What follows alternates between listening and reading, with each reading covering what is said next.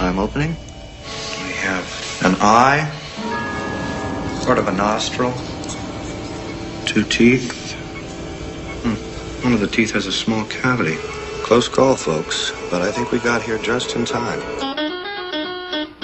Presented by Maria Menounos and Kevin Undergaro. This is Anatomy of a Movie. In-depth discussions and breakdowns of various movie titles. And now that you've seen the movie, let the dissection begin. Yes. Well, welcome everybody. Thank you for joining us for another Anatomy of a Movie. And we got Wolf of Wall Street edition. I'm John Comerford. I'm joined in studio by Marissa Serafini. Hello. And Phil Svitek. Welcome, welcome. And in the booth is Stephen Lemieux. Hey, guys. Thank you, Stephen. Okay, so Wolf of Wall Street, let's get to overall thoughts. What is it, the Wolf of Wall Street? Is it more, what did the wolf or the fox say? What? This was amazing. It was amazing, okay. It was amazing. Not for just the obvious reasons for you? We'll talk about this more in controversy. Yeah. Was it satire? Was it glorifying? glorifying? I thought it blended nicely. Mm-hmm. Luckily, it's not letting me want to do drugs. But it does, in some sense, it does glorify them. In a sense, I mean, come on, it does, but go ahead. I thought it was interesting how they portrayed the Wall Street kind of side, even Right. though at the beginning mostly it was like the lifestyle in Wall Street and Sure. how they conduct business, but like how even their workflow conducted their lives, and I thought that was interesting how they portrayed that. Well, I thought there was so much of this movie to like, and at 3 hours, there was so much of it I didn't need. So Well, we'll talk about it was that quite soon. uneven for me, but truly enjoyable. I mean, segments and sequences, I mean, just a lot of fun. And others, I'm just going, what are they doing? Well, before we get into this movie specifically, we've done a few movies now for Anatomy of a Movie, and I want to talk about real fast the growing trend. Right. This movie is based off of true events. Yep. A You know, memoir by Jordan Belfort. Yes, Jordan Belfort's life. And, we've done Dallas Buyers Club. We've done American Hustle. We've done Saving Mr. Banks. We've done Captain Phillips. We've done Rush. We've done Nebraska? No. Nebraska's original. 12 Years a Slave. 12 Years a Slave. Yeah. Inside Louis Day. Yeah, that's an original. Yeah? Yeah, I know it's it's not kinda- based on anybody in Fair enough. particular. Um, But the point is made. The growing trend is That... I bring up these movies specifically because they're the ones that are kind of now with award season. They're getting the nods. So the argument is, or the discussion would be, okay, is Hollywood making more movies? Obviously they are. They're making more movies that already have audiences going in because nobody wants to take the big bet on an original thing. They want to know that there's an audience set up for it already before they put And what I money like on it. is that, what I love about this movie is that real life is already so interesting, and when you can examine it and look at it and, perhaps insert some humor to it, it can make for great viewing. I agree, and it gives, because the audience we go to movies to escape from reality, but watching other people's lives and kind of their biography on screen, that voyeuristic viewpoint, it makes it interesting, and I think a lot of people are really gravitating towards that because we like other people's lives. We learn from their actions and mistakes and how to come from that. So seeing that different lifestyle that's not to theirs is probably appealing to a lot of audiences nowadays. And maybe I'll go on the flip side and say that Yeah. I appreciate the original thought, the original idea, because everything is derivative these days. It's all referential to something else. And I'm not saying it's bad. I'm just saying I think there's room for the original, the different thought, that's something that isn't already in the marketplace. And I would appreciate those, and I miss those as much as I like the other. Well, what I like about this movie is that, in essence, by making it, it speaks to the point of history does repeat itself. And so perhaps by showing this, Yeah. and we'll talk about The Last Shot, Yes, perhaps well, it won't. Well, no, we should, absolutely. And I think, since you brought it up, there's no way I can not say it. I mean, a lot of the controversy on this movie is that Martin Scorsese didn't take a point of view on it. I should say, I don't know if he did or he didn't. I'm saying people are arguing that they wanted there to be more of a comeuppance for Belfort or some sort of downsizing of him in a sense, more than there was. Because they don't like the idea that all this excess went unchecked and then didn't really have any kind of repercussions, and they wanted they thought he was glorifying it rather than satirizing it. but you have an argument for that, which is I want you to explain Well, to that's viewers. true. But my point. Where was I going with my point? Okay, I'll say your point if Yeah. you're not going to say your point. No, the point being that Oh, history repeating itself. Yeah, because this is what crazes me. We didn't really do anything about the excesses in Wall Street. Nobody's been indicted. There hasn't really been any charges brought upon anybody. There's certainly nobody's been tried and convicted of anything. So everybody's complaining that Martin Scorsese didn't put something in his movie that wasn't there in real life. If we have anything to blame, anybody to blame, it's the society as a whole. We didn't call to task our representatives to put these people on trial for what they did in the. I mean, Wall what's Street, funny so to why me, should he? to me in that sense, what's so true and realistic. There's the Matt Damon documentary. I think it's called The Inside Man. Inside And- Job, I believe. Inside Job. That's it. Yeah. And the moments when they're kind of being questioned of like I don't know. I don't know, can I have that donut? Yeah, exactly. It literally watched The Inside Job because there's moments exactly like that. I don't know. Can I have that donut? Exactly. And so Crazy. it just amazes me in that sense. And so I like it in the sense that it is about being real, and that's what this movie does. It forces you to see what the reality is. Yeah, because the reality was that I don't think anybody that was involved in the Belfour or any illegal activity on Wall Street cares about whether or not it's right or wrong. They know it's wrong because that's why they're hiding it. They know it's illegal, but they don't care about that part of it. They just care that they don't get caught. Yeah. So, and I think that's what they portrayed. And then if they did get caught, oh yeah, they get a cush a cush deal in some minimum security prison, and then they go out lecturing and that kind of thing. That's what always happens. So I don't know what people are complaining about because that's exactly what went down in real life. Yeah, but people don't want to accept real life. Yeah, but if they should be mad at anybody, it's our representatives for not holding these people's feet to the fire. Well, we'll certainly talk about the history Yeah. and things like All that. right. So all right, Starting out, so let's get to how this thing became a movie. well, Brad Pitt and Yes. and Leo fought over the rights to the Yes, story. Jordan wrote the memoir, of course, and Well, two. prison. There's Wolf of Wall Street and Catching the Wolf of Wall Street. Right. Yeah, didn't he write them both? Right. Yeah, he wrote them both. both, but I'm saying there's two. Yeah, there's two books. So, and of course, he spent some time in prison, minimum 22 security, months. 22 months.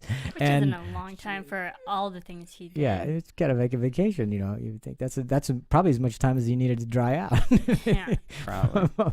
And he was in prison. He was compelled to write, or should I say, what's the word? How do we say this? He was tasked to write. Yes. Ironically, by Tommy Chong, of all people. Yeah, there you go. who apparently they still remain friends to this day. Mhm. But that's who told him, like, hey, dude, You should write on a memoir. and which is funny because it's said so many times of the book, and Mm-hmm. Terrence Winter, who wrote the script, admits this. Like, it's just so funny, and so It is it's ironic that Tommy recognized Jordan's humor. Yeah, and was like, he okay, should. write this Cheech and down. Chong, because for those of you who don't know, he's Cheech and Chong fame, and the duo was a comedy duo. Anyway, Mhm. but the other thing that's interesting is that, he's written it, and there's been all kinds of people saying, no, that didn't really happen. Well, actually, it did happen, and so they've been back and forth. Well, actually, it was worse. I mean, so there's so much all around the map on how much of the story is true. Certainly, what's on the screen mostly is in the memoir, so they were certainly true to the memoir. Now, what's again, I forget if Leo said this or Terrence Winter specifically, but just how relentless at the details, especially about himself, Yeah. Jordan was willing to put Yeah, into the book. absolutely. He didn't really. It doesn't seem like he held anything back. I mean, if he did, it's like, oh my God, if he held something back and wasn't revealing there, because it's pretty revelatory. Yeah. Yeah, they had no boundaries in the Mm. movie, and you can tell when they're partying and doing all these drugs and stuff. So, and there was that particular scene when, not to jump ahead, but he's in the car and he's driving back, and he thinks from the first part, and when he tells the audience that right. there was no When he's scratches, in but there, then in reality that he actually Trashed it. trashed his car. So it shows that this movie was from his perspective, and right from the beginning that he thinks nothing was wrong, but even though it ended up being worse than what he told everyone. Well, since you just mentioned, I think that's something that I want to talk about. It is from his perspective, excuse me. And in fact, when we first started the movie, there's the red Lamborghini. I believe it's a Lamborghini. I know it's red, whatever. It's Ferrari, Lamborghini, whatever it is. And he says, actually, no, it was a white one. So you even in you know from the outset that he's telling the story. And you also know by the way he's a salesman. Some people call him a salesman. Other people call him a huckster. Other people call him a con man. So it's his perspective. So whether or not it's all true is irrelevant because it's coming out of his mouth, and we already Yeah. know he lies like crazy and kind of shades the truth. So whether or not it's actually true or certain things happened, didn't happen, I don't know if that really has a bearing on whether or not we should care because it's his perspective of what Well, took place. you know, I mean, even the boat sinking, right? Right. Certain things are they- verifiable. Yeah, I mean, they haven't. Is it 100% accurate? No, but they have verified that the boat Sure. did sink. They were on their way to Italy. It was They against. Mhm. It was against the captain's And wishes. the Italian Navy found them. They verified, of course, the helicopter roughly crashing into his home, not his home, but on his estate or whatever while he was stoned or whatever. Yeah, that's pretty much true. But I guess so Leo had read this book and he was just so fascinated by it that again he got into a bidding war with Brad Pitt, yeah. but he just it's unclear as to how he exactly won. Yeah. But Say he just outbid. That's yes. the best we know.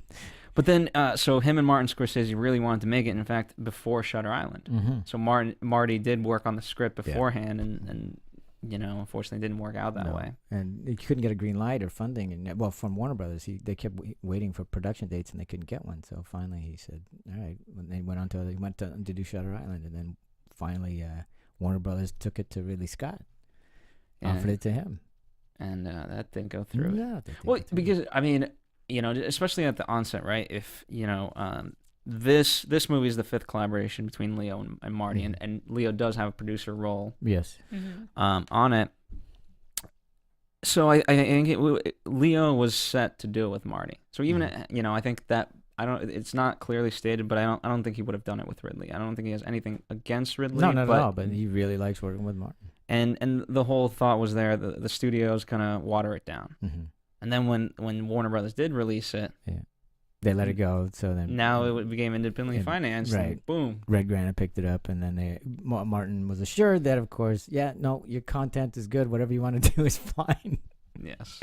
And then he came back on Which board. is definitely There you go. evident on the screen. Yeah, clearly. I mean, they certainly made the movie they wanted to make. They've been very clear about this, that they didn't want to, have anybody's hands on it other than theirs, and they got what they wanted, which is good for them. I mean, if you're gonna make a movie, wouldn't you want that? So. Let's talk about. You want to talk about Terrence Winter? Yeah, let's bring him because I mean, obviously what a- Martin. Go ahead. Well, I was just gonna say. I mean, what a fantastic screenwriter, or both of TV and Yeah, film. Boardwalk Empire. For those who don't know. Among his recent works. Yeah, exactly. I mean, that's and Boardwalk Empire, historical drama. Very close examination of. I don't know if you could call it a dark time in American history, perhaps. But yeah, he was the one who said like this feels too funny not to be narrated. Yeah, I don't know how you. I mean, I look at it now and I go, how would you have considered it any other way? It's so over the top and it's excess. You kind of, how do you not be funny about it? Yeah. How could anybody take it? And he does a good job of embellishing, truth and kind of, as we said, glorifying and making it really interesting to watch, even though it's really, really nitty gritty. So it was Terrence's idea, or he's the one that said, let's make this into a. He said Goodfellas, right? He wanted to write it like Goodfellas. Yeah, he With the wanted in that vein narration of. and- He said after reading the book that you just have to have this Yeah. in there. In fact, if I'm read correctly, most of Leo's musings or narration to the audience is taken right from the book, if I'm not mistaken. Yeah. Yeah. And there's some stuff that they did alter. For example, right? He was explaining IPOs. Right. Right. So initially, I think they made it very scientific in that sense. Exactly. And then somebody said, they altered it. IPOs are. You just need to know we made $26 million. exactly. That's true too, because that kind of, who cares? It doesn't really matter. And that was like perfect timing because me watching that, I see numbers. Just me as a person, I see numbers and like my brain automatically You shut shuts down. off. And during that whole speech in his inner monologue, I'm like, yeah, numbers, I don't care. And then he cuts it with that funny line. I'm like, oh yeah, he totally gets the audience. It, like his inner monologue really speaks to the audience and adds humor to it. But what I love is, just going off of that central idea that this is all about Jordan's story and it's going to kind of more or less be from his perspective, right?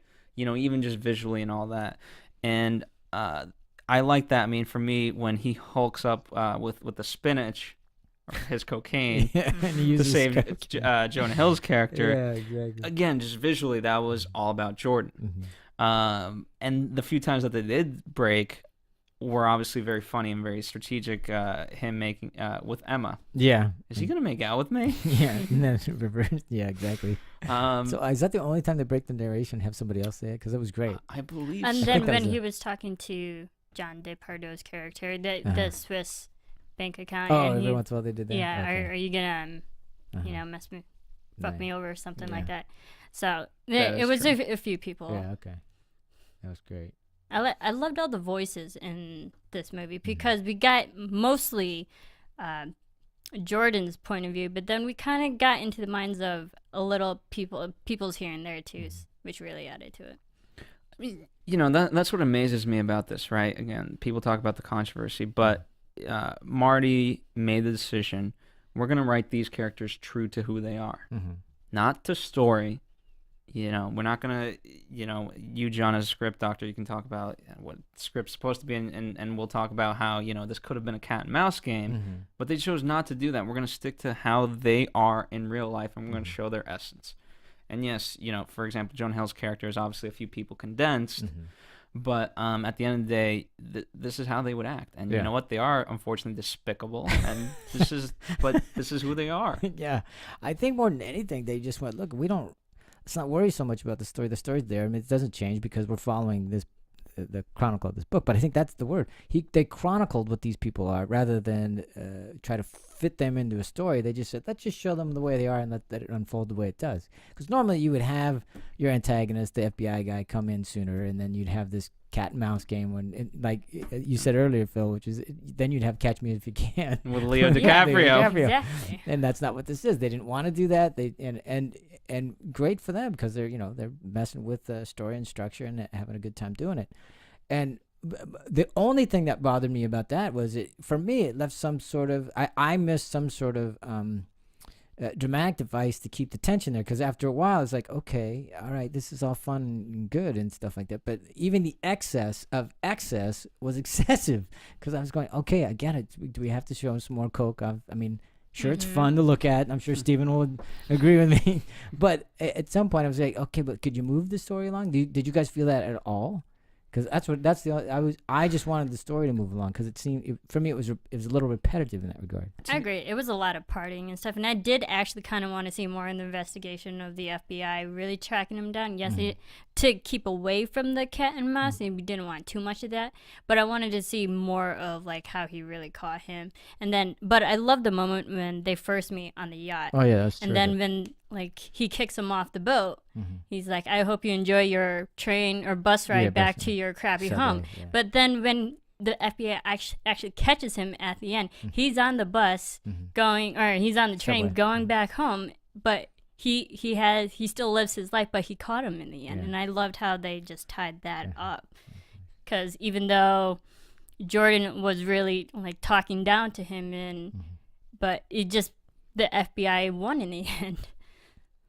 I mean, obviously there's an argument what kind of victory was that. You just, even from the movie perspective, you're still gonna have to take the train home. Yeah, I think, yeah. Oh, look, It I found a seemed a year's little- salary in my pocket. Yeah, it seems a little empty for him almost. But I don't know. I mean, and again, I think they did that specifically, obviously, because that's kind of the reality of it. I mean, for me, here's the thing: is this a movie that I could watch a second time in one screening? Probably not. To be honest. but But actually, the first time, I was along for the ride. You couldn't tear me away from that. Yeah, it's interesting because we saw different screenings. I was in Westwood at a industry screening and stuff and then afterwards I had a Q&A with Thelma Schoonmaker and Leo DiCaprio, and you were at a different screening. I don't know where you were at, but my audience, the audience I was with, they were laughing throughout for the most part. But I also saw a lot of people checking their phones for the time, and so there was a lot of. But they are okay. To be fair, with industry people, it's like, okay, I got a meeting. Clearly, I know, but this. Again, I saw it with people even who with paid that, to be there. Even with that, I mean, if it wasn't that compelling of a movie, you're not looking. I'm not looking at see what time it is or how long this is going. I'm just saying. I'm just making the comment, and a lot of people feel that way. I mean, I think that's an interesting argument. You didn't feel that at all. I did not. Yeah.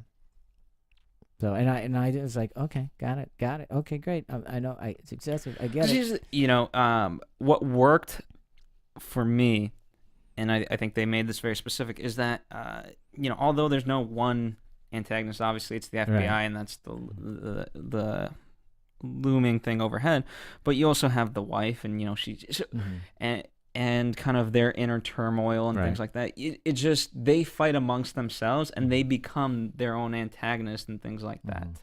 And that's what's also- so funny. Yeah. It is very funny. And- Go ahead. And also, this is, yes, it's Martin Scorsese, and most of his movies are really long, 2.5 to 3 hours. So Mhm. we're kind of used to his style and how long he takes to tell his story and show a story. But the thing is that, yes, it was a long movie, it's 3 hours, but it didn't really feel like 3 hours because of all the partying, all the fast-paced dialogue, which I think really kept the audience still interested in the whole story that was going on. So I think the writing was really good enough to keep us hooked. I mean, I implore you to watch a silent, black and white Japanese 3-hour movie about a wedding. And I've literally seen this. It's about a wedding, the daughter and her father, and you never see the wedding. It's just the dealings of the father and the daughter about the wedding. So, you know what I mean? For it being a 3-hour movie, I don't know. I've been exposed to them, and I think the fact that Marty, he literally is such a historian of film and things like that. I think he knows. He's seen enough silent 3-hour Japanese movies that he knows how to do it in a compelling way. I don't think they set out to make a 3-hour movie. I think they just set out to tell their story, and they obviously so. edited. It was originally a 4-hour movie, and they edited it down to 3 hours. And of course, the studio wanted it shorter. They even set out press releases saying it's going to be an hour, an hour and 65. Yeah, exactly, 65, and it ended up being an hour and 80, 180. Excuse me. But what I'm saying is that they made the movie they wanted. Congratulations to them. I'm happy for them. And it just turned out to be 3 hours. I don't think they wanted it to be 3, but that's just what it is, and that's fine. I'm just saying, for me, I just didn't need it that long. I could have easily been okay with having a shorter movie. Not that it needed to be. I'm just saying. I mean, here's the good news, right? I mean, What? it wouldn't surprise me if this happened, and I'd actually laugh. You know how there's always like the extended editions? Yeah. For the second time viewers, put I it think back there could be a shorter edition for the people that have already seen it once. Sure. Because I'd see, if they made a 2.5 Then you'd movie see it version of again. it, I'd see it again. Right. But can I sit through a 3-hour movie again? Probably not. I don't know. It's just a theory that I have. That's So if a you're that's a really listening, good theory. I wonder you if they should- do that. you shorten it down. I'm for just- the I'm just- DVD. Well, because when at the Q&A they were asking Thelma, because she loved the improv on the set, and she loved the scenes that went on, and she loved editing them, because she normally you don't edit, you don't get the chance to do a lot of improv editing scenes, at least in her experience for her. Certainly not with Marty. Yeah, exactly. So the problem with that, of course, there's continuity issues. There's all kinds of things, and scenes may go on and on and on because your actors are just improving. There's no set, in and out. Well, that's And sometimes she just let them go because she just liked them. She liked them a lot, and but for me, as I'm watching, I'm going, well, okay, so they let that go on way longer than it needed to. Well, that's Marty kind of did the same thing. It was funny. He did a Hollywood Reporter roundtable, and he talked about how for some of the scenes he didn't know when to yell cut, or he almost felt out of his element, because he is so strategic from what I know him to be. And he has great camera shots and things like that. And so he's almost not to I wouldn't call him to the Hitchcock's level, where Hitchcock was so bored by the time it came to shooting. but I feel like Marty always kind of knows where he wants to go. And with this, because it was loose in that way, he almost got to just enjoy the experience more than he normally would. He even said it added vibrancy. He liked all that, the continuity issues and the scenes would go on. He liked it because he at least in the report that I read, that vibrancy, I think was the word he used, that it brought a whole new life to the film. And I thought that was interesting. Good for him. Does anyone know if Jonah Hill jerking off to the woman was improv? I don't know that. Just let him finish. Yeah. Oh my goodness. So amazing. And again, I'm not trying to tell him how to edit a movie. I'm just saying, as I'm watching it, I'm going, okay, I got it. Move on. And that's what I was repetitive with. Question: how long does I couldn't find this? Does anyone know the length of the actual script? No, I don't know. No idea. 'Cause it'd be interesting to Yeah, see that would be the interesting. page count. Yeah. In for those of you who don't know, the page count of a script typically tells you the running time. Running So if time, it's roughly, it's a 120 minute a page. minutes, if it's 120 minutes, it's going to be, or 120 pages equals 120 minutes. Roughly, yeah. So who knows? I have no idea. But then again, if you have a lot of improv scenes that aren't in the script, who knows? I mean, the script could be any length, and your improv scenes are running on for Yeah, 10, 12 minutes. Who knows? So, indeed. all right. What else did you want to talk about in terms of the writing? You Ah, got any other tidbits from Terrence? well, I mean, I guess we can get into the history versus not history, because that's part of the writing. You know, you Mhm. obviously have to kind of, you're adapting a book, Mm-hmm. and again, the book, who knows how truthful that is Yeah, already, exactly. Because it's it is coming out not- of this guy's mouth. So. Yeah, I mean, it's not a biography; it's an autobiography, Mhm. so it's going to be skewed and biased. Yeah.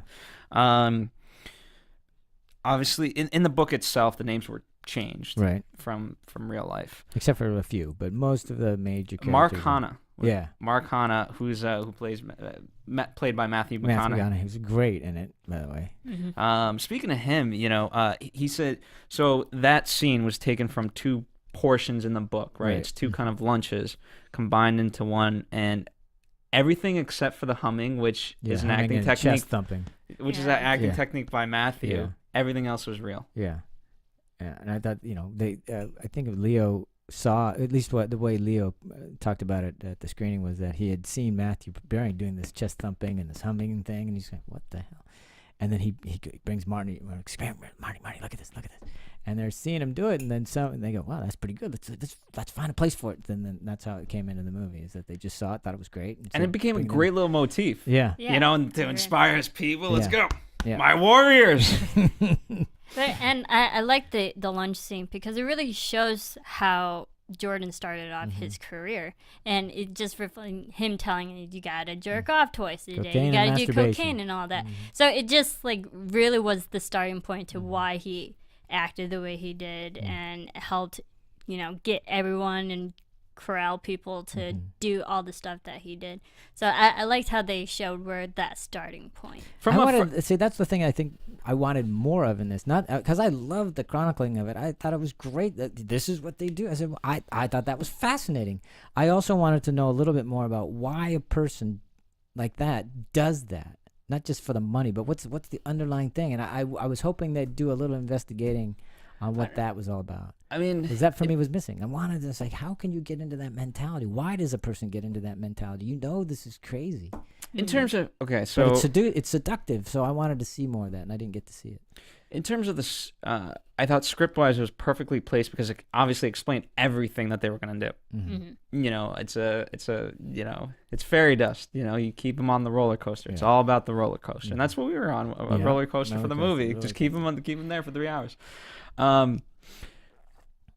I don't know. I mean, in terms of that, to your point, John, I don't know. I felt perhaps it did that for me. Could it have Yeah. gone more? Perhaps. I do want to touch on. Let me see where he eventually faced prison time. Yes. Mark Hanna did. Mhm. He has his own version of, by the way, that kind of scene on YouTube. Yeah. Definitely check it out. So he does not dispute that Yeah, he at doesn't all. dispute it. Yeah. He was convicted of stock fraud. Yep. So And granted, Mark Hanna, he's not the ideal person to, look towards to building your career, but he did, establish all these principles and how to go about your job and how to pump yourself up to do your career. So to speak. Yeah, so to speak. But he's not the ideal worker that you want to look towards as an idol. Well, it certainly was effective. I mean, Oh yeah, very effective, extremely but not the successful. ideal It's just- candidate. No. Well, it was interesting to, for me at that point, it was interesting to kind of figure out, okay, how long is it going to take, Yeah. Jordan in the movie to get from this point of like, Yeah. I don't do cocaine to him crashing the helicopter. Exactly. Because you knew it was coming. Of course, yeah. I mean, you gotta go. Like you said, that's the ride. You know, We're going to gotta go to the crash at some point. so I found that interesting. Mm-hmm.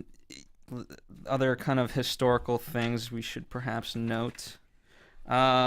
Okay, so we talked about the helicopter, right? Yeah. The helicopter, 100% real. Mm-hmm. Crashing his vehicle. There's some dispute about whether or not there was an actual monkey in the. There's no no Yeah. monkeys were at the supposed. I was trying to think of what's the significance of the monkey. Does it symbolize something? Well, Or was it just all I a- can say is what Leo said at the thing. He was saying that somewhere along the line, somebody, I don't know if it was in the memoir or somebody had said something about a monkey being in the offices. And he got on the phone. He's on speed dial with Jordan. So he'd say, "Hey." So anytime a scene was coming up and he needed some extra info about what were you thinking, what was going on here, he'd just call him up and say, "Hey, we're about to do this. What was going on in your head?" So I think he just called him. He goes, "Eh," and if I remember correctly, he called Jordan and said, "Yeah, there was a monkey." Yeah. And so boom, that day they got a monkey in there and they shot it. Well, I think it also reflects the work atmosphere that they're in. They all act a as like a circus. bunch of animals. Yeah. Well, there you go. That too, absolutely. And to be fair, Although the fish was real. the fish was fish real. was The real, swallowing yeah. of the fish by Jonah Hill's character, Dave. That was absolutely. I mean, to be fair, Dominic, excuse me. the way they partied and so you have to not always. They're on so many drugs, so you're not going to remember everything right off the bat. Exactly. B, in that fast-paced environment, you're not going to catch everything, every small little detail. Yeah. The woman shaving her head for $10,000, I couldn't find if that was real. Yeah. But there's in. But I wouldn't have. I mean, who would care? I mean, I wouldn't have a hard time believing it anyway. I mean, because I wouldn't. clearly what was going on there. So go ahead. They said, okay, according to one of Belford's second in command, in terms of the midgets, we never abused Little or people. threw them. We were friendly to them. That doesn't. Well, I'm not exactly sure what any of that means. I think it's a very. I mean, it's the vague statement. I don't. It's the Exactly. same thing. I don't Yeah. remember. Yeah. But so at least it hints that they were definitely. They were there. Yeah. We just don't know what happened. Safety first.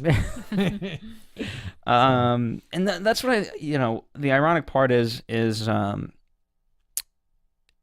anything that seems so absurd Yeah. actually for the most part did happen. And a lot of it, they were saying, Leo was saying that some things that they didn't put in the movie were worse. Yeah. So Here's the one thing Jordan, the real Jordan, has a problem with. The sell me this pen, Right. which I thought was a great technique yeah, for the movie, it's a good device. but he hates it because he said that's not his technique. It's not his technique. So he's it's not actually accurate. quite mad about Yeah, that. he is, I'm sure. Again, a little artistic license. So, Well, yeah. also kind of in terms of Jordan, one of the reasons why I think Jordan in real life Mhm. was the way that he was because he was quite short. They say Yeah. he suffered from a Napoleon complex. Napoleonic complex, yeah. So. Mm-hmm. That kind of makes sense for the character then to actually elevate your personality. Mhm. My Why are you warrior. looking at me? Like- Why are you looking at me? What I is don't that know. on there? So, okay. It makes sense to watch. Okay. So in terms of Donnie Azoff, Yeah. he did marry his cousin. Yeah. Okay, as I said, it was a It's an compilation. amalgamation of characters, or so they're saying, for legal reasons. Yes. Let's put it But that way. For the most part, based off of Danny Porush, Yeah. who did live in the same building Uh-huh. and was married to his cousin, now divorced. Yes. Yeah. Okay. So That's good. but they didn't meet in a restaurant. I think that was one of the differences. Oh my god. Yeah, I guess the wife had set up a dinner with them. Yeah, that's how they that's how they actually met in real Mhm, life. mhm.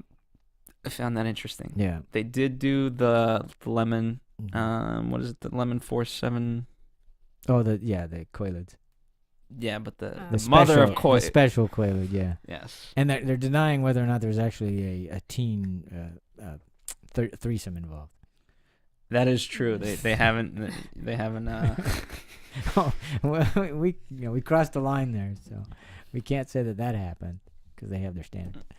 So, Yes. Well, all right. Well, let's talk about actors then, because we just started talking about Donnie, played by Jonah Hill. He's getting a lot of accolades for this. Obviously, coming off of Moneyball, now he gets this role, and he's talked about how he got the role everywhere. So I don't think that's any new. Thing We'll we talk can about add to that because I have a funny story of. All right, go ahead. Okay, so Martin Scorsese, the way he says it, the first time kind of he met Jonah Hill was at the Academy Awards, when Moneyball was there. Right. And he just remembered seeing the back of Jonah Hill's head and just being impressed. The back of his head? I don't know. All He right. jokes about it. It's like a big joke between him and Jonah. Okay. But I guess he really wanted this role, and he told Leo, "Hey, I need to be in this movie. There's no one else." This guy. I know this kind of guy. I know how to do this. I can play this, and and then they set up a meeting. Well, it was the first time Jonah wanted to audition. Yeah. So it was the first time in 6 years he's Yeah. auditioned for a role. And they were in a room. He had to actually earn it. But the thing with me, with Jonah Hill, because just watching him in like Superbad and all these, I have a hard time believing he can play serious adult characters. And not that his character Donnie was serious, but I can see him in this type of role, being the party animal but still sticking up for your friends and whatnot. So I like the acting on Jonah's level, but I don't think it was beyond what he could do. I think he could do better things, more serious acting if he really wants to like use his acting techniques and stuff. But I think this role was very attainable for him.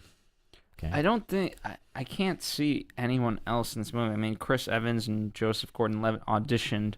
It wasn't specific to what role, I don't think. I mean, it was certainly not going to be Jordan, but I can't see anyone else playing this. Just how much money you make. Just it was just so great. Yeah, I have to say I really liked the other guys even more. I mean, I thought P.J. Byrne that did Rugrat and Kenneth Choi, is that his name? Yeah, Kenneth Choi is Chester Mang. I thought those guys were even better for me. Maybe it's just because they just had their little moments and then they moved on. But I thoroughly enjoyed them. I thought the acting was really good. Jonah, I thought I don't think I'm as hip on it as everybody else is. I thought he was fine. I didn't think it was a huge thing, but I thought It's just because, you grew up more West Coast. I know so many of those rude guys. So I don't and know that these just guys. Okay. seemingly like you show me a paycheck for $70,000. I quit my job. Yeah. I quit my job. And What about the wife? I quit. What do you want? I quit. It's just it's very, again, it goes back to the point. It's true to real people. Okay. All right. I'll have to defer because I grew up on West Coast. I don't meet rude people. Fair enough. One of the more interesting facts about the movie is that it assembled 3 other prominent directors: Rob Reiner, Spike Jonze, and Jon Favreau. There you go. That's right. In roles. Nice. Good point. mean, I thought that's- Rob Reiner was funny. I enjoyed that. He's great. Rob Reiner. Just watching TV. Yeah, that was fun. And I don't know, John, I wish they had more stories about that. I mean, those are huge guys in the directing world. Yeah, they don't have to do this, but I'm sure if Martin calls, yeah, let's do it. I mean, who wouldn't want to be in it? Yeah. Seriously, you're on set. How hard could? That's a fun gig. Going back to Jonah just real fast, that's what Jonah said. Like, I'm working with my favorite director and my favorite actor. Right. I loved it. He meant Leo, not himself, right? Yes. Okay, I'm just checking. I don't know. I don't know the man. So, Well, he works with himself every day, that's twice a day, that's according right. to Matthew With a McConaughey. lot of cocaine. So there you go. So yeah. I liked Rob Reiner's character. He played the father, and it just goes to show his father was loud and got everyone's attention, which just reflected in his son. So I loved how they set up like, oh, he's just like his father in some certain ways, that they had the same characteristics. Yeah, it was odd too, because his father's pretty much warning him all the time. It's like you can't do this, you can't do that, but he pretty much. I mean, at least I get the feeling he knows that all kinds of underhanded stuff is going on. So it doesn't warn him enough. He doesn't really get him, just like him, everybody else, they want the gravy train to keep going. Just keep the ride going. So. Yeah, I mean, wasn't there that line like, hey, we're rich now or something? I think, sure that, yeah. Yeah, I It mean, sounds like I that. forget what the exact line is, but, just their argument in the office, like for the receipts and things like that. Yeah. These guys can't be reasoned with. Yeah. And it's so weird, if Nowhere else if I but can't on control Wall Street could they be successful. Is that your point? Because they... that, and also, okay, here's your father. Your father cannot control you. No. Your own son is telling you Dad, you have to see the snatches on these women. They're shaved, they're that. Like, it's a whole new generation. How do you be with just one woman? Yeah. And, you know, and that's what I love about the absurd. You know, it's Rob Reiner's character at no point is really a father. Well, he's trying to be. He's trying to. In the worst of ways. Well, yeah, but I mean that right there tells you why Jordan was as off as he was. Yeah. That's who raised him. I mean, all he had. Did you bribe an FBI agent? No. You know. Yeah. So, but yeah, there was no actual father role But in that movie. Yeah. It was more of a friend, companion. Well, I mean, He was I in on it with him. I would with just argue Jordan. that the father role that was the best he could do as a father role, which is why Jordan is who he is. I mean, what kind of leadership, what kind of structure, what kind of parenting was there? I mean, seriously. I mean, there was none. Yeah. There wasn't. Yeah. So the excess of it all. So. You know, I mean, one of the benefits of Jordan, to his credit, he was able to kind of do all this on his own. You know, early on, you know, he built this empire without his father. Yeah, I mean, you got to admire it. I mean, you know, admire. well, you do. I mean, here Yeah. he goes. You know, what is it, Black Thursday or whatever it was? Black Monday. Black Monday. Thank you. That's funny. And all that happens, and he's has nothing. Starts from scratch. Yeah. You know, that's the American dream right there. Rags to riches. And Jordan was a talented spokesperson. The way he spoke and got people's attention, and how he really just can sell anything. I mean, he can sell this piece of paper and make it sound interesting. So it goes to show that even though he came from pretty much nothing, he really worked his way to the top. Yeah, he did. And you know, I love the little. I call it this. I don't know if they're intending it. It's this blue collar mentality. Is that okay? I'm not working on Wall Street. I'm working on what did they call them? Dime stocks, nickel stocks. I can't remember. Penny stocks. Thank you. I knew it was a coin. And you know, and none of the legits took them seriously, and that's why they had to do the IPO thing. They just kept trying to claw and scratch to have some sort of legitimacy. And I liked that fight. I mean, like that theme, because that again is also a very American theme. Egalitarian meritocracy. You know, I'm gonna claw my way to the top but it's in such a twisted way that I found that very fascinating. But, you know, I found, you know, Leo talks about what drew him to this role was obviously the idea of greed and telling a story about greed. And obviously, it's not many films have been like that. Wall Street in particular, with Gordon Gekko.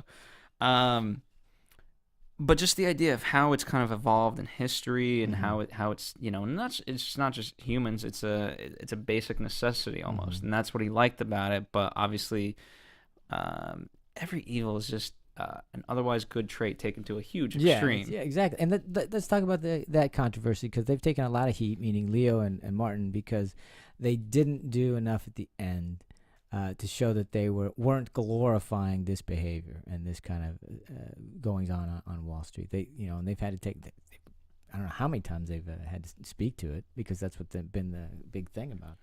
So, what did you guys think? Do you think they glorified it more than satirized it? I'll let Marissa answer, and then I'll give my definitive answer.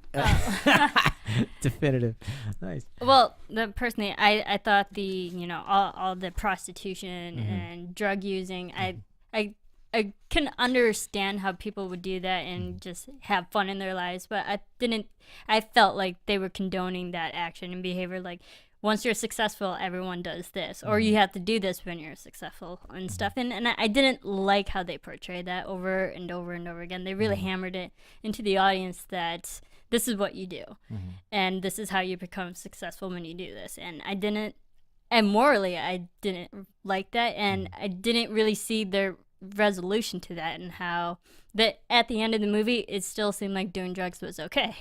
You say this is the way it.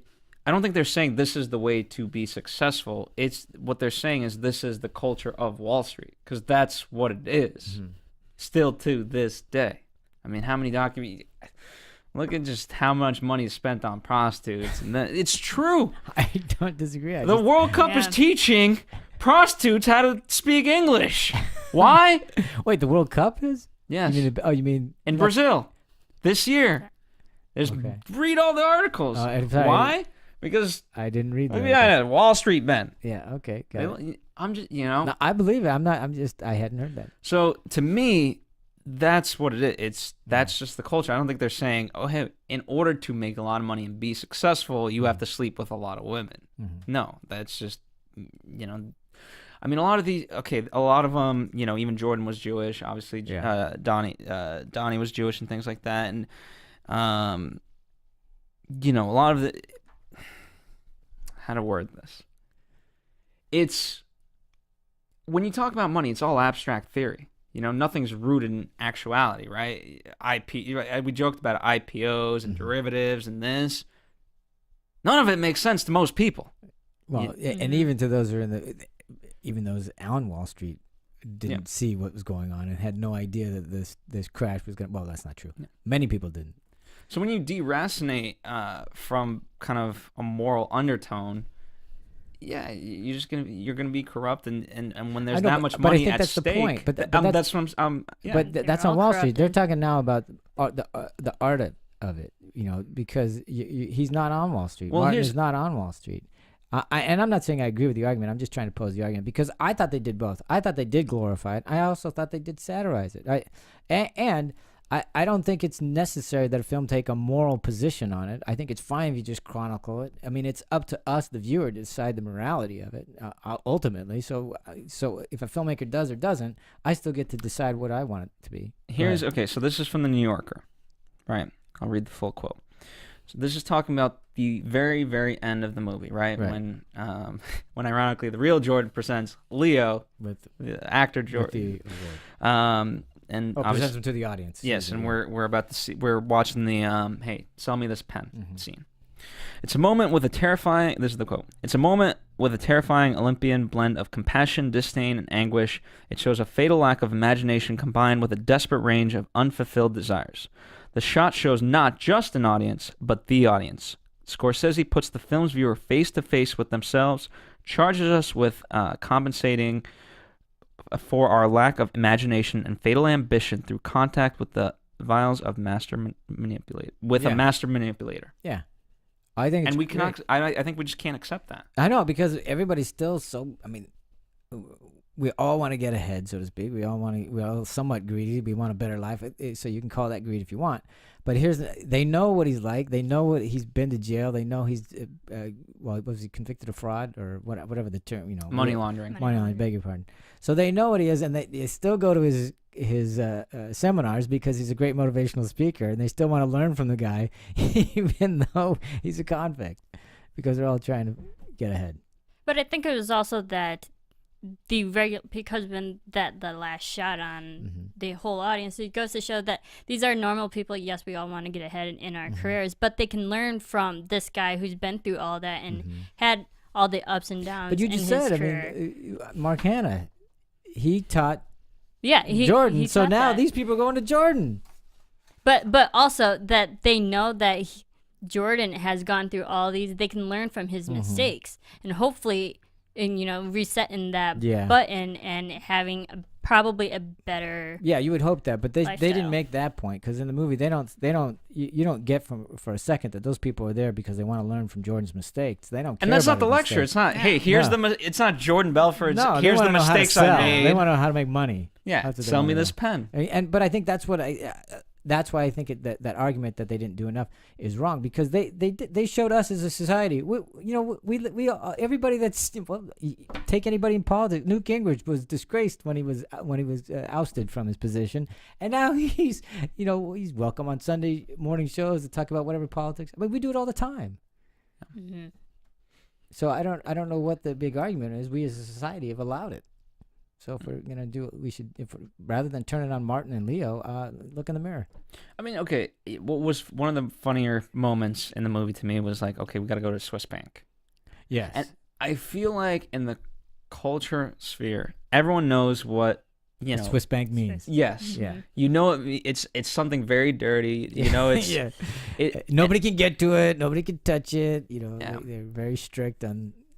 And so the fact that we know about it. But we've only kind of know the surface. It just shows we're not willing to accept it. And I found those that was obviously another real life thing, and it wasn't. The The aunt was actually Aunt Patricia, not Aunt Emma. Yeah, so it's a different name, but yes, his wife, aunt, was English, and she did launder money. Oh, should say she smuggled money. I don't know if you can say it's laundered money. She smuggled money to Switzerland, Yes. and so did his friends' in-laws. Yeah. So they smuggled a lot of money, apparently. So let's even talk about that. So the money. So because we just mentioned that Jordan and whatever happened to him, he's now, well, at the time, and I don't know, I assume he's still a motivational speaker. I don't know, but that's He what is they said. today, yes. Okay. So and he also, what's his? He served his 22 months. What else? He's supposed to pay $100 million back. So he's supposed Restitution. He's supposed to pay 50% of his earnings. Back to the victims. Right. What is it? The 1,000 and something victims. Let me get the real number. I think it's like 1,500. But I think the tune is $100 million. I should say the total.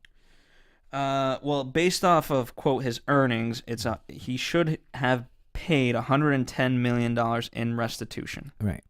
Because in October, okay. So and how much has he paid? Well, in October 2013, federal prosecutors filed a complaint that Belford, who had an income of $1.7 million from publication of his books and blah blah blah, plus $24,000 from motivational speaking since 2007, should have paid restitution, but he has not. His argument, though, Belford's argument, is that, for the record, I am not turning over 50% of the profits of the books and the movie, which was what the government had wanted me to do. Instead, I insisted on turning over 100% of the profits for both the book and the movie, which is to say, I am not making a single dime on any of this. Yeah, but he hasn't paid any of it back. Yeah, he hasn't. So, and that's and that's a and if people are talking about that, I mean, that's controversy with the real Jordan himself, not with the movie. No, but the reason why I'm bringing it up is that goes to, okay, that's who you're dealing with. That's who wrote the book. So the argument that, oh, is it true? Is it not true? I mean, that's the guy you're dealing with. That's where it's coming from. So, I mean, can you really say that any of this? And we haven't held him to this. No. 110 million just not going to any of the And that's the argument. That's the argument I keep going back to, is we haven't demanded that anybody that has done this kind of behavior or has been found guilty of it and has been found in court a lot to have restitution be made. We haven't demanded that of him or any of the others. So, I mean, I don't know what this means, but according to, again, the end of this quote, my income comes from my new life, which is far better than my old one. So if there's any restitution, it's him personally. Any redemption for him. We'll see. Redemption. And again, it's hard because the system's already gamed to some degree. I mean, obviously, they know how to work the system. So, you're going to get mad at a guy for figuring out how to rig the system even when it's already gamed. So how do you do? Any thoughts on that? I don't know. So anyway, but getting back to how the movie portrays this, I don't know that I don't know what else they could have done, because if Martin had changed the ending in any way, that wouldn't have been truthful, because that's just what happened. Yeah. So then he probably would have been nailed for lying about it in some fashion, or in some way taking too many liberties. Yeah. I mean, I feel like, in terms of story, the moment where it hit, at least my audience, was when he hit his wife, right? And then he not only does it once, he does it twice. Right. And at that point, in the audience's eyes, he's not redeemable at all. And then we watch him for the rest of it, and it's like, whatever. So he steals money, but he's a good, or he has fun, whatever. Exactly, we were on for the ride, but at that point, it became, wow, you endangered your child's life. You did a horrible act to a woman, and that's when it does become, at the end, horrifying. Of he got away with it. See, I think that's what's masterful about it, in a sense, because the way it's written and the way it's performed by Leo. Here's a guy who's unredeemable for me from the beginning. He's just a horrible. I mean, because yes, at that point he hits his wife who's pregnant, but up until that he's done horrible, despicable things too. But he's able to have the audience laugh at him. I mean, clearly they play for laughs, and he can get away with so much. Even the audience is kind of rooting for him, And for that, I'm going, wow, that's amazing that they're able to do that, because if they hadn't played it for laughs and it wasn't written as nuanced as and the performance wasn't as good as it was, he wouldn't have anybody rooting for him. But he's able to ride that line very well until that moment as you speak. Because even before that, I was going, why does everybody give this guy a break? He's doing horrible things to people. It's not until you see the physical thing there with his wife, because up until that, he's still doing horrific things. But at that moment, then they go, oh, wait, he's the bad guy. But again, it's abstracted in such a way, he's doing horrible things, but not to me. Right, exactly. Hitting a woman, right, and endangering a child, that I feel for the age of most of the people in the audience, yeah, they can somehow relate to that. I agree. Whether their own child or otherwise. Because we can even, I mean, I'm saying that's why I think it's masterful, because they did a really good job of dancing around all the things. I mean, just the car, driving the car, and you're seeing, I got home fine, and it was, then you see the reality of it. They didn't show how many people he missed.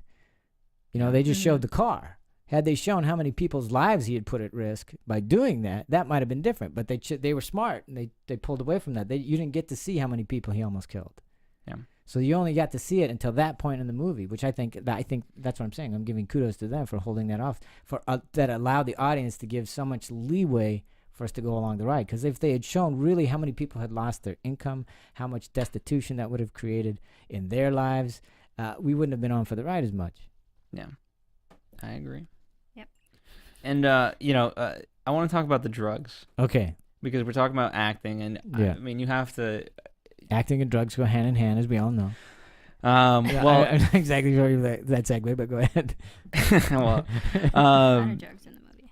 So Jordan specifically coached Leo on what it the felt proper like way to snort coke out of it. Well, what it was like, ass. how to the reactions he felt from Quaaludes and things like that, and this to me is a funny little line. They snorted crushed vitamin B for the cocaine. Okay. The actors felt energized because of it. Vitamin B, yeah, that would do it. Absolutely. I think that would make sense. Oh, that's funny. Like to a me. vitamin B shot when you're sick. Everyone's gonna start snorting vitamin B. Why not? It's healthier than Coke. There you go. Interesting. So. I found that really, really funny. And I get I'm gonna butcher her name. Joanna Lumley. Joanna Lumley, yeah. Who plays obviously Emma from Ab Fab fame. This is what's so interesting to me. So you would figure Leo, being the actor that he is, he could handle the scene quite well. But the kissing between them, it took him 27 takes. Really? Really? I didn't know. That's how nervous he was. Really? Wow. Okay. Interesting. Did any comment? Do we know anything about what he was thinking or feeling in that? Maybe go ahead. 27 individual takes, or Or they're maybe all on like different Maybe he cameras? just liked it so much he kept saying, "No, let me do another one. I didn't get that one right. I need another." We'll need the DVD behind the scenes on that one. Commentary. So I found that interesting. What else is that? Any other interesting tidbits from you guys about just I've never acting? heard of Quaaludes up until today. Wow, Really. really? I'm not immersed into the She's drug not world. into drug culture. So like I didn't know like what effects it had on people. So I thought it was interesting how they portray that. Yeah, they made a big deal about it. Well, of course, it was a big deal to Jordan. So. Yeah. I mean, I loved the amount. Just every place he hid coke. Remember, he cut up that couch and just had to get that. And it wasn't just you would think that he would have a small stash. No. This was Big. yeah. Oh my goodness. Yeah. Any other actors of note to you guys that we may have not talked about? I really loved the actress who played his wife. Naomi. Margot Robbie. Margot. Blake Lively and Rosie Huntington were considered for that role, but they lost out. Okay, I've never seen Margot, but I thought she did an amazing job, and her career is gonna take off after this movie. Yeah, but she's got to get her face fixed. I mean, she's so ugly. The scene with her saying, "Oh, Daddy, you're not gonna get some." Yeah, that was a real scene. That really happened? Yeah, because the security guys according were to Jordan, Okay, yeah. Or well, the security guys can verify it. Yeah, okay, all right. So wow, they remember what it looks like. Wow. I'm hoping you just meant the scene, what the scene looked like. But anyway, moving on. Okay, yeah. Yeah, I thought you did a fabulous job. I thought you did, and I think Kyle Chandler had the most difficult job because it's a thankless job. I mean, he barely is there, and he has to hold up that side of the film. Yeah, and he ultimately is the one that takes him down. Yeah. In the end. So, but there's not much for him to do. But I thought in that, for me, the moment when he's in the subway car on the way home, and after he's already arrested him and putting him away and stuff like that, and it seems a little empty for him. I thought that was a really good scene because you hopefully you'd have that feeling of accomplishment. You didn't get that. I didn't get that from that scene. Did you? I felt like yes, he has a pretty mundane life compared to Jordan, but I felt like he was content with his life, that he didn't really strive for anything else. All he did was wanted to take Jordan down, and he managed to accomplish that. So I think he'll just keep going about his career and his life every single day that he does, and he goes back home on the train. But it's interesting. But what it also did make me think is that that's what those people do. Those people who are there to try to protect the public, or for whatever motivation they have, they'll always be there to do their job. And at the end of the day, they're gonna go home and they'll be back the next day to do it again. Yeah, because I don't think they're in it for the money. They're yes, not in it for the he only glory, makes they're not like in it for- I think 50, 60, however they mention in the movie that Great point. he's just there to get his justice, and he got that, and that's all he really wanted. Good point. I don't know. It was interesting to me because I look at American Hustle and I don't know if this is a spoiler for people, but with Bradley Cooper's character, that's he kind of wanted a justice in the world, and he was so gung ho about it, and ultimately led to his demise. Right, but he had a little more ego involved in that justice than just justice. I know, fair enough. But then you also have a movie like Zero Dark 30, which is all about kind of justice and bringing obviously Osama bin Laden down. Spoiler, they get him. Great. But obviously at the end of that movie, they deal with, okay, what does that mean once you've accomplished that thing? And so it was, just examining those films, and I'm sure there's countless others, it was interesting to know how they did it. And I did feel a little bit sad for him. I did. I to Marissa's point, though, I think that's a great point. I didn't see it then, and I wish I had. But there is something to be said for those people that just do their job day in and day out without needing the fanfare, and I don't care. It's maybe I'm assuming it's put in just to show the opposite of the Jordans, who need that that rush and that all that other stuff. And here, no, this guy's just doing his job. Yeah, just doing his job. So I think that was a good counterpoint. Thanks for bringing it up. I'm sorry I didn't see it. Favorite moments? Oh my God. I don't know. There were a lot of them. I mean, the first time I saw him snorting coke out of somebody's ass, I just went, "What?" That was a favorite only because, okay, we're here. This is what we're going to be doing. Okay, great. Yeah, it definitely set the tone for what the movie was going to be like. Or the other time when he was with whatever her name was in Vegas, I can't remember her name, and he's saying the safe word, and she says, "Screw your safe word." Yeah, Wolfie. Wolfie, is that what it was? Yeah, whatever it was, yeah. That was kind of funny. I thought that was interesting how Wolfie was the safe word, and then when he went back to his place, that everyone was calling him Wolfie. Yeah, that's true. Phil brought it up earlier, I loved the counterpoint with the spinach and the cocaine, and it just cracked me up that they used it, and it made sense. It was funny. I mean, there's so many great scenes. I love that scene because it's a chasing scene. It's a fight scene. Yeah. Yeah, ridiculous fight scene. They cannot function. Yeah, because they're just messed up beyond belief. So. And I've never seen that in a movie, I don't think, before. Yeah. For me, there's so many great scenes. I love the Matthew McConaughey scene. I thought he's brilliant. He's terrific. But one of my favorite scenes is when he pumps. First off, I love the Steve Madden one when he introduces them. Right. But then the counterpoint of like, you know what? I am not a hypocrite. Mm-hmm. When was that? What was the counterpoint? Remember, he was going to give himself up. Oh, that. Yeah. And so he was like, you know what? Yeah. You know what that make me? A hypocrite. Mm-hmm. And I am not a hypocrite. Mm-hmm. We stay strong. That's right. I'm not quitting. Mm-hmm. What I thought was interesting about that there was he's basically selling the idea to himself. Yeah. And the whole speech is he goes into it with the idea that he's going to give himself up. Mm-hmm. And he basically has He's selling himself. Yeah, his logic is he's just voicing his logic in his mind, and it comes to that conclusion. Mm-hmm. That was it. He's convincing himself. And that scene was apparently really difficult for Leo, and they actually had Leo didn't clash too much with Martin Scorsese about moments and scenes and things like that, but he was able to control the shooting schedule. Leo was? Or Martin? Leo. Oh, okay. So he collaborated with Martin mainly on, so it allowed so he Leo those to moments of, okay, prepare for this and to be ready for it. Yeah. For certain scenes, right? Yeah. So they that got helps. to, which is interesting when an actor gets to pick when and how he wants his moments Well, to be yeah, filmed. and extremely helpful. And to some degree, if you're a smart director, so much of this rides on that performance, because if he doesn't do what he needs to do, you're not going to have the audience with you. Yeah. So I mean, it's a smart thing to do. Right, so any last favorite moments? One of my favorite scenes and moments in the movie was when he was first teaching his core Right. group How to at the sell. beginning how to sell, and just his motivation, how his speech and how to properly sell things. When he's on Just the phone how- and they're listening, or yeah, before when that? when they're all listening, and when he just started Stratton business, and he has the script for everybody to learn, and this is how you do it. I loved how the editing in the scene, like how they cut from person to person Got it. seamlessly, so smooth, and how they all had the same speech down pat, and how they all learned how quickly and how successfully they all did that. They all grew at the same time.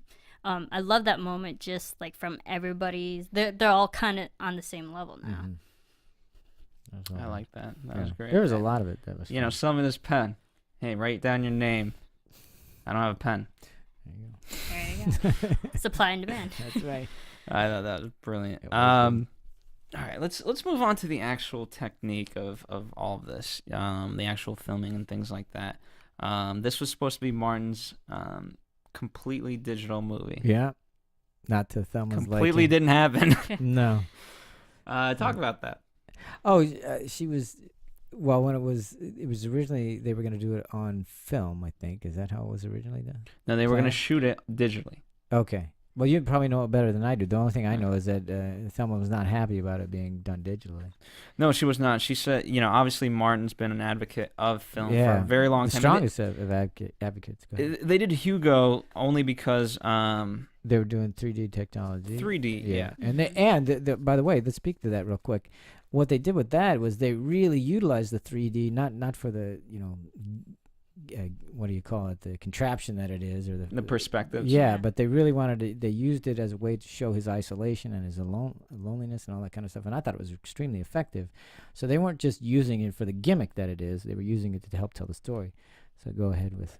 With this, obviously it was a cost thing, or not a cost thing, but I'm sure it had something to do with it. something, and so she didn't want it, and she championed against it, and so ultimately Martin ended up going with film for all the day scenes and, Right. and the daytime scenes. The only time they used the Arri Alexa was at night because they didn't have They to could light as shoot much. low light. Anytime they had low light issues, they were able to shoot in that. And also, of course, when they did the special effects scenes with the Yeah, the film. boat, Ironically, the ship sinking. film contains 150 visual effect shots. yeah, Which I didn't, I'm know sure you- I could yeah. count, but I didn't Yeah. get. no, It wasn't. well, I mean, obviously the ship sinking and stuff like that. I'm sure they did all that. And I felt that when he was at the Swiss banks, and there's the shot of him sitting in the chair, and you see the whole background behind him. I was like, that has to be doctored.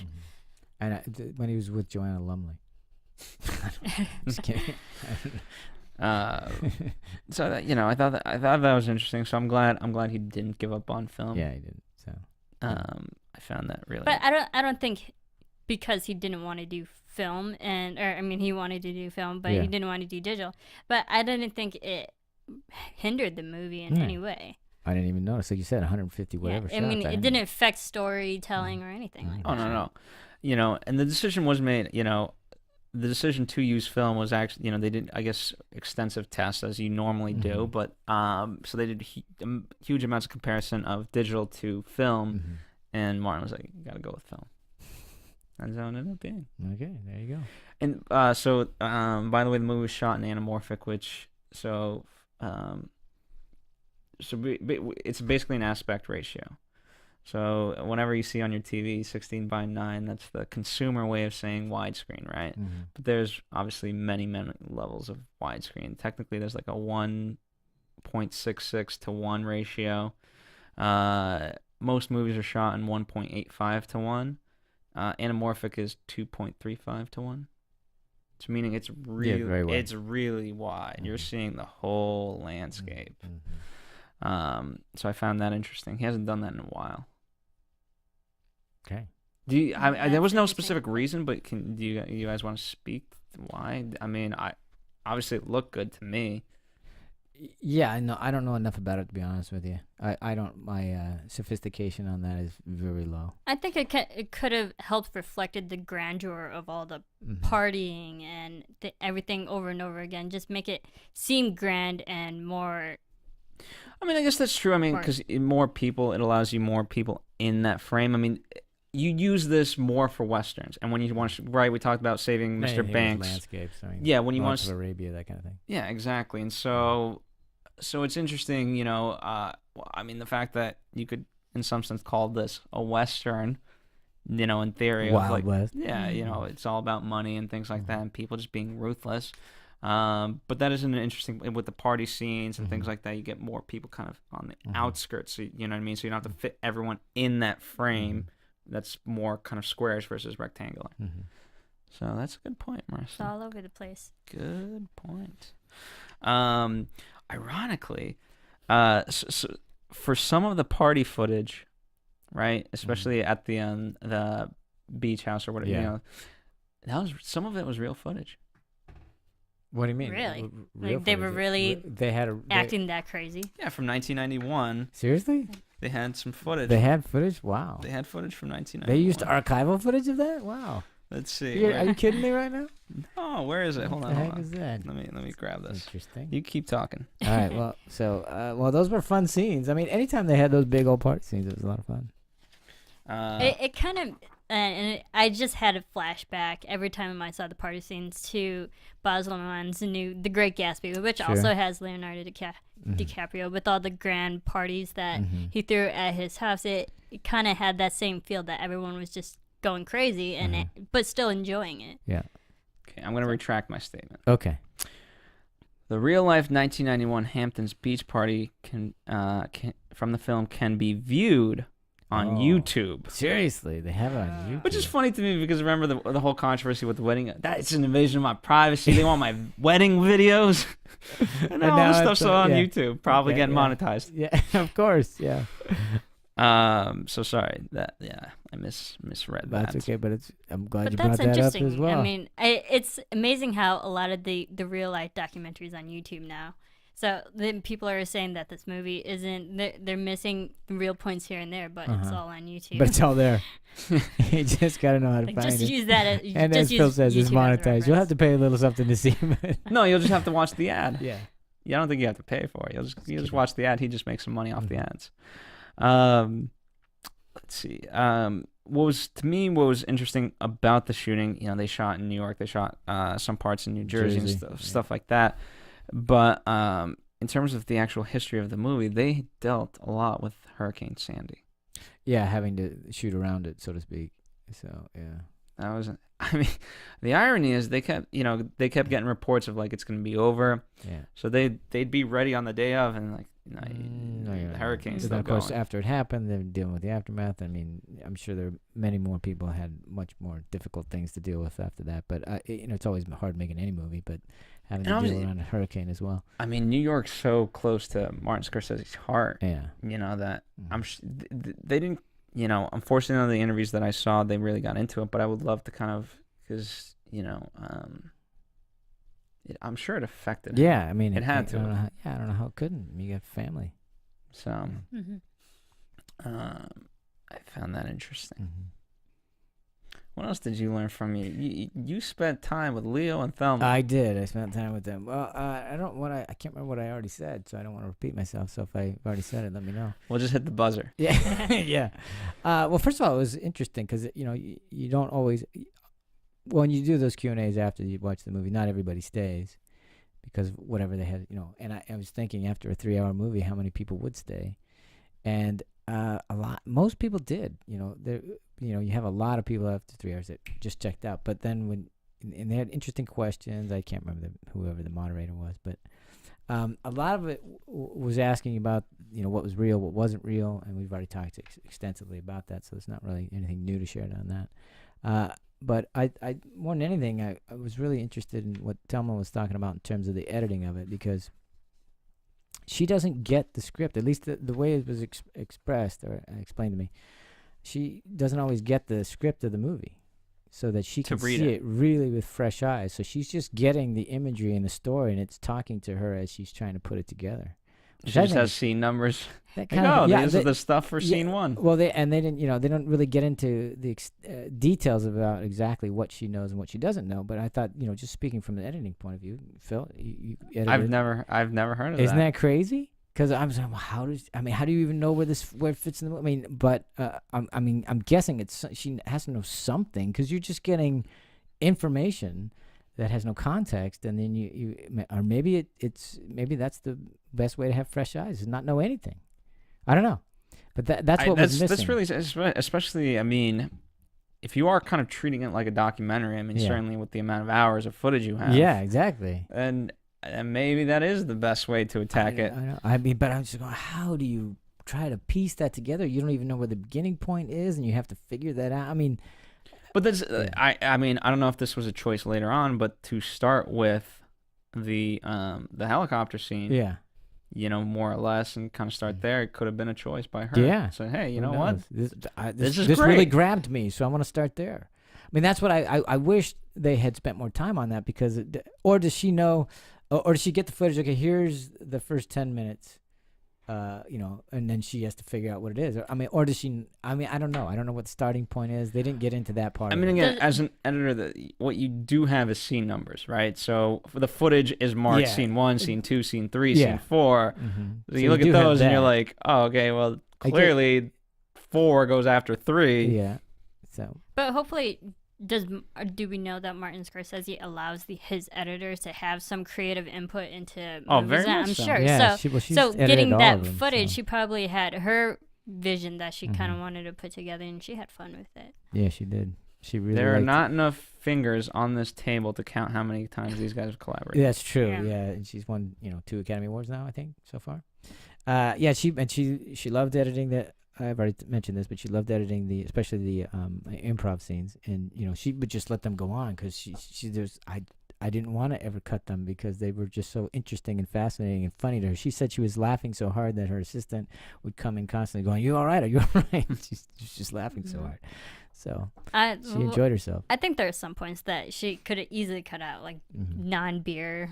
It's beer, but it's not. There's no alcohol in it. I think just like those little discussions. Yes, they were funny, but it's kind of repeating now and then. I'm like, you could have cut that. It could have saved you another 2 minutes of this movie. Yeah, I mean, for me, I would have been fine with it being much shorter. I mean, but like Phil, he loved it that long. So I loved it. Yeah, he wouldn't see it again at this length, but that's all right. I mean, I'm just saying, maybe in time. I've seen it too recently. Yeah, I think you might say that just because you don't have 3 hours to spare. I mean, what's interesting, I mean, obviously what forced them to cut down at least some time was the NC-17 Yeah, because they fought they had an NC-17, and they fought like crazy to figure out, working very closely with the MPAA, trying to get it down to an R. I'm still surprised they did. I am too, because our trouble is just getting to PG-13. Remember that? Yeah. Oh my God, this is okay. This questions what they actually cut, like how more intense and visual were. They said only it's scenes. It's reached the record. It's created a new record because it has the F-bomb 506 times, which is a record for an American movie. A Canadian one has more, but this is an American release. But do you think that's something that we should be proud of? No, I'm just saying it did. I mean, it's like I didn't even notice one. You didn't even notice it? You didn't notice one. Well, I didn't notice that there was 508 times that they said it. They said it a lot, but I didn't. There's a documentary that's American me. that has it's called The F Word, ironically enough, and it has, I don't know, I think over 1,000 or whatever, but that's because that's what the subject is. I mean, this movie is rated R for sequence of strong sexual content. Yeah, check. Yeah. Graphic nudity. Yeah, check. Drug use and language throughout. Yeah, a little bit. And some violence. Yeah, yeah. But it's still, in that sense, I mean, I think they it's fine only that it cut has an out R rating. nudity. I guess in order, the part that made it really NC-17 was the amount of nudity. But Yeah, but that's why it seems so arbitrary. It's like, are you so? One more minute of nudity would have made it an NC-17. I mean, my God, what's the parameter there? honestly, And I don't care if it has an R or an NC-17 or whatever. I think it's fine, whatever they want to rate. I just think it's so arbitrary. So they cut. Oh, okay, now it's only an R. What? I mean, the joke to me, right? PG-13 versus R. One of the things is the amount of F-bombs. Right, exactly. You can have one F-bomb in a PG-13, so it would have been funny to me, like, you can do 505, Yeah. but 506, Yeah, you're gonna have to take that back, my friend. Yeah. that would have been funny. Yeah. I mean, how they Oh. come up with that, I don't know. But yeah, they had a very difficult time getting it to 3 hours and to an R rating. So Yeah, I mean, he says it's one of his longer movies that he's ever edited. yeah, well, okay. And he said it's not for any particular reason. It's just That's what I said. That's just what it came out to be. It's not like they were shooting for 3 hours. That's what it ended up being. But every movie, that always has, you start with more content and then you cut it down. Yeah. And they just kept feeling that anytime they would remove stuff, it just took too much away from the movie. I think Scorsese's at such a point in his career that you're gonna go along for the ride. Mm-hmm. And, if this is the movie that he wanted to make, I mean, he's at an age where, you know what? Regardless of what people may think, if he wants to make, once, I hope when I get to that point in my life, and if I just want to make a movie, I want to make a movie for me. Exactly. That's why I was saying good for him. I think it's great that he make whatever length movie you want. That's terrific. I'm just saying, as a viewer, since I'm watching it, I get to make the assessment. Yeah, you know what? I didn't need it that long. But that's okay. I don't think either one of us is right or wrong. You guys want to talk about promotion and things like that? And You got anything snazzy on that? I got Unfortunately, nothing we don't have Dimitri Yeah, here. he's usually there. He's got his thumb really on that, so he knows the pulse of all that. Here's the good news. There's a lot of movies that I see, and again, the trailer can be falsified. It can sell the movie in such a way, whether funny, dramatic, whatever, and then the movie doesn't live up to it. I think we got, through all the promotion, there was one originally released in June 16th. The promo? The first kind of trailer. Okay. And, second one on October 29th. And both really captured the essence of what this was going to be.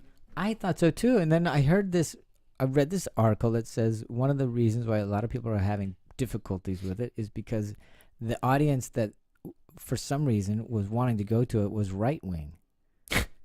And I went, what? Really? Yeah, that's what I don't get. But they were so upset by what they saw because they weren't prepared for it.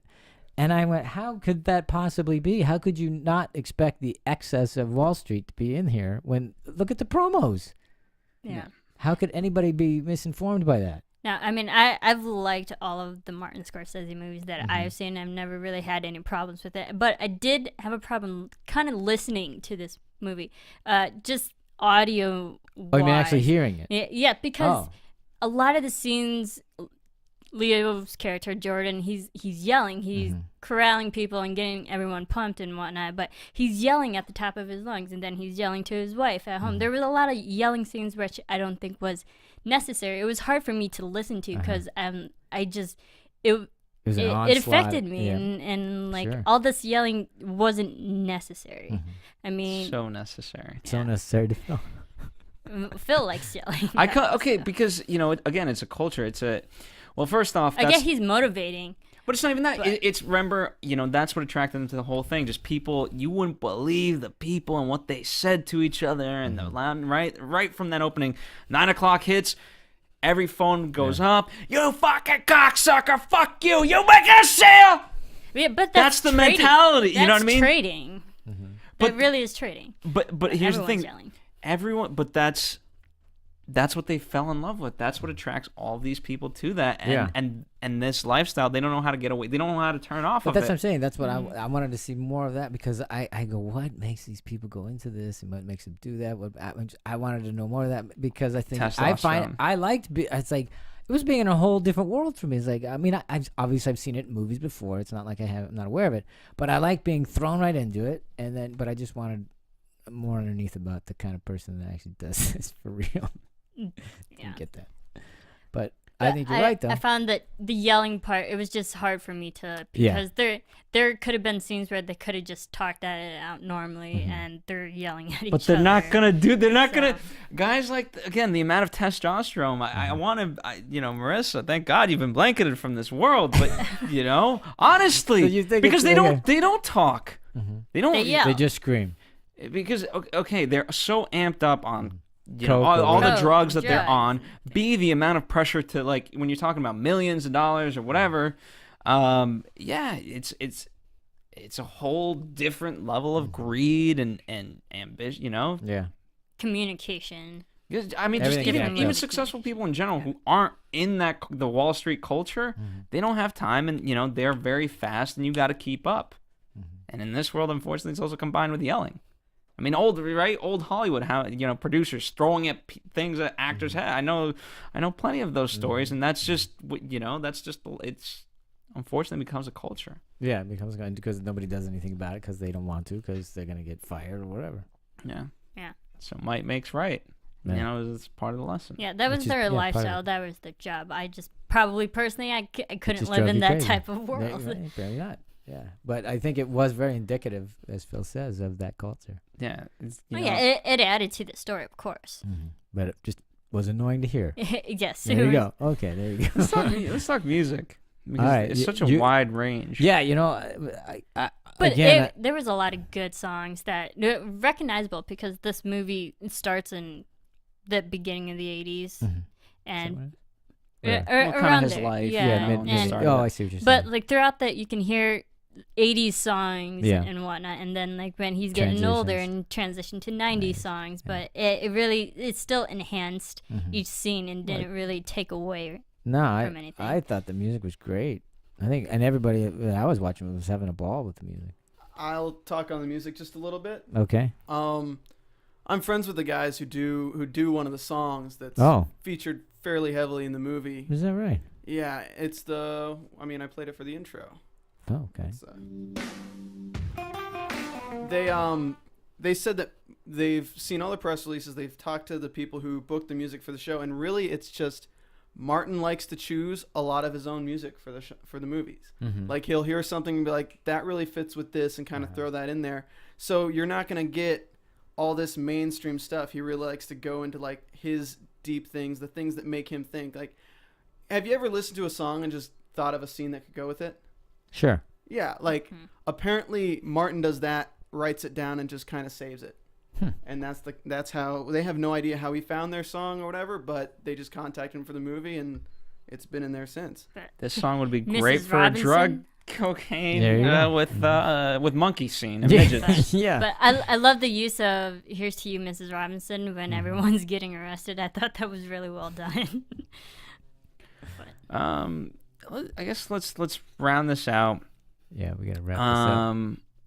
I want to round it out with ultimately. I want to know from you guys: did Donnie give him away in the movie? Because there in real life, there's controversy about he never was wired in that way, and he the only person that he let know that he was doing That something he was the only person Jordan let know that what he was wired was not the Donnie character or in real life Danny. It was somebody else. Yes, it was. So you're asking the question if Donnie gave him up. Yeah. So Jonah okay. Hill character. So Belford did not pass such a note to Paul Rush, but in his second book, Catching the Wolf of Wall Street, he claims to have done just this for his friend Dave Beale. But your question specifically is whether or not the character of Jonah Hill portrays. Gave up Donnie. Jordan by giving that note to perhaps the FBI. Yeah. Yeah, is that what I didn't? Well, how else are they going to get the note? I don't know. Who would have given it? Do you want to get? He got him out of. He wanted $10 million. We'll get you out of jail. We'll get through this. I thought. Yeah, until he perhaps- realized the guy was wired, and yeah, he did him a solid. But I think what that showed was, it's just a matter of time. And like everybody, like rats from a sinking ship, I got to get my deal before somebody else does. So I don't know who else would have gotten him. I mean, he was rat like. Yeah, well, exactly. Everybody is, when it comes time to that. And here's the thing: I just went, Jordan, you left the note there. That was his that was his undoing. I think their clue to him giving him up is that he puts the napkin over the note again. That was the clue that they're setting it to be as if Jonah Hill gave him up. Yeah, because otherwise there's no other reason to really put the napkin over the note again. Well, and the fact that the FBI agent has a note. The only person that has a note that we know of was Jordan, who wrote it, and then Donnie, who got it. So who else would it have been? I don't know. Because everything else would have been out of context. Somebody else would have seen it and said, okay, they wouldn't have known who'd written that. It's true. Well, you're right. All right, I'm gonna go with that. So I know some people were asking. Yeah, I had thought maybe the FBI, even though they did a follow-up secondary interview with Donnie afterwards and kind of found the note, that Donnie didn't necessarily give him up, portray, but the foresight that they just somehow found it and found out that Donnie was. Well, I guess you could make the argument that anybody that stumbled across that note could have passed it on to the FBI and they did a forensic analysis of fingerprints or whatever. But the point of it for me is everybody on a sinking ship, they're all rats. They're all going to turn to make the best deal they can. And I think when he realized that Jordan was wired, I think Donnie went, uh-oh, gives up. And certainly a trait we saw from him earlier when remember the money exchange and the cops came. Yeah. So. And I think that dialogue went long too. I'm like, just give him the suitcase. Yeah, that was one of the scenes that went on and on, and I could tell that was Jonah. Yeah, that was an improv scene. You could see it. I mean, even one of the reactions, but I can't remember the other actor at the moment. But it was like he kind of laughed at it, and I go, that didn't look like that was a character. Yeah, John Bernthal. Thank you. All right. Well, on that note, obviously there's so much more we could talk about this movie, but we don't want to go on for 3 hours like the movie did. So. Yes, we don't. Let us know what you guys are thinking. Tell us little tidbits of history if you have any. If there's any of you involved, make an anonymous account. Let us know. Yeah, let's go. Yeah, let's see your first-hand account of what happened on Wall Street. Yeah, trading. Yeah. I mean, I actually have worked with traders, but not on the trading floor. But I do. I've worked with people who've worked in that industry. So it's a completely different world. That's why she doesn't know that they yell. She didn't hear it from the 3 floors below. All right, where do they write in? Follow us here at Movie Anatomy on Twitter. Info at anatomyofamovie.com. Anatomyofamovie.com for all your favorite other dissections. There you go. All right, that's it for us here. Thanks for listening. We'll talk to you next time.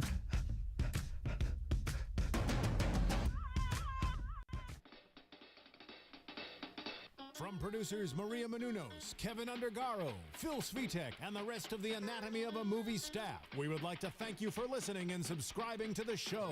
If you have any questions or comments, feel free to email or tweet us. I'm Sir Richard Wentworth, and this has been Anatomy of a Movie.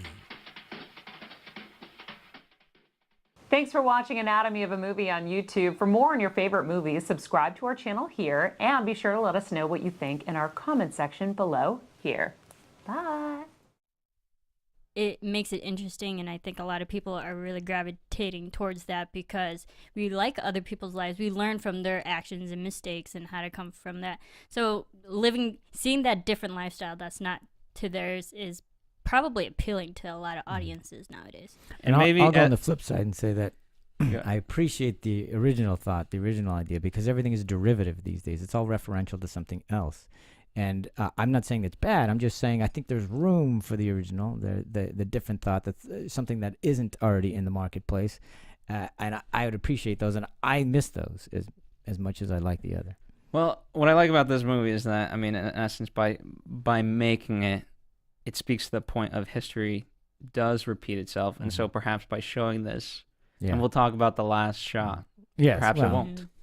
Well, no, we should, absolutely. And I think, since you brought it up, there's no way I can not say it. I mean, a lot of the controversy on this movie is that Martin Scorsese didn't take a point of view on it.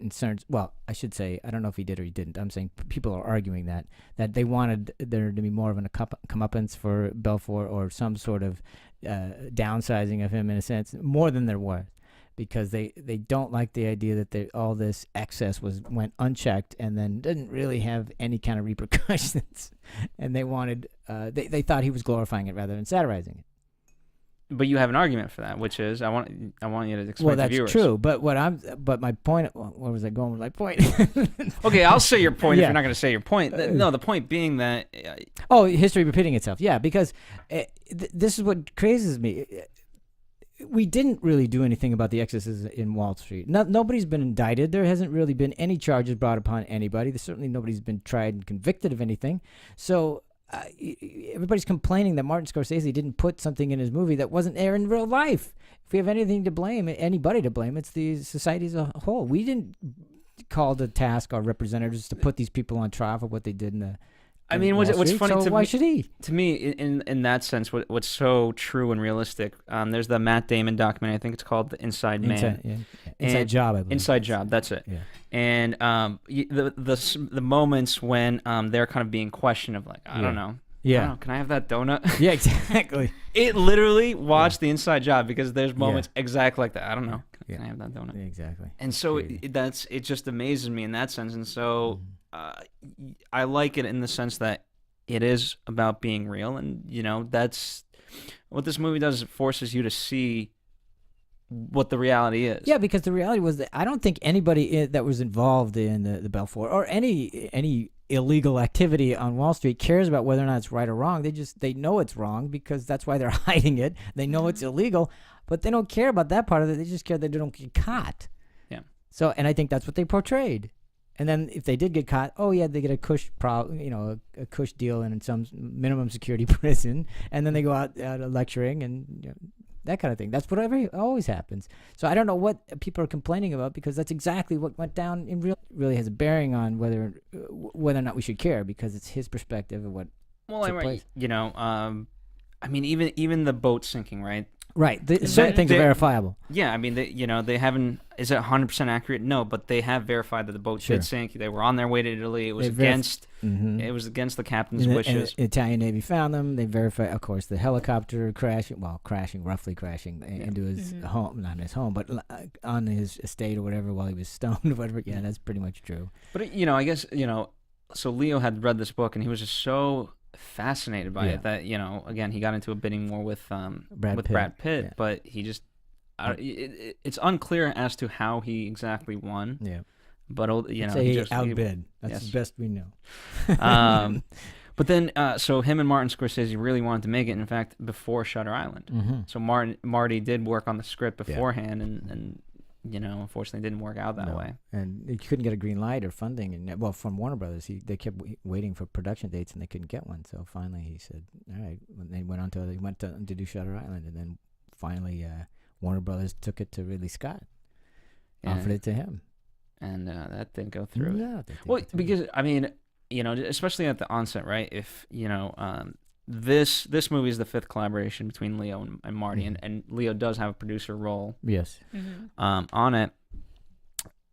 So I think Leo was set to do it with Marty. So even I think that it's not clearly stated, but I don't think he would have done it with Ridley. I don't think he has anything against Ridley. No, not at all. But he really likes working with Martin. And the whole thought was there. The studio's gonna water it down.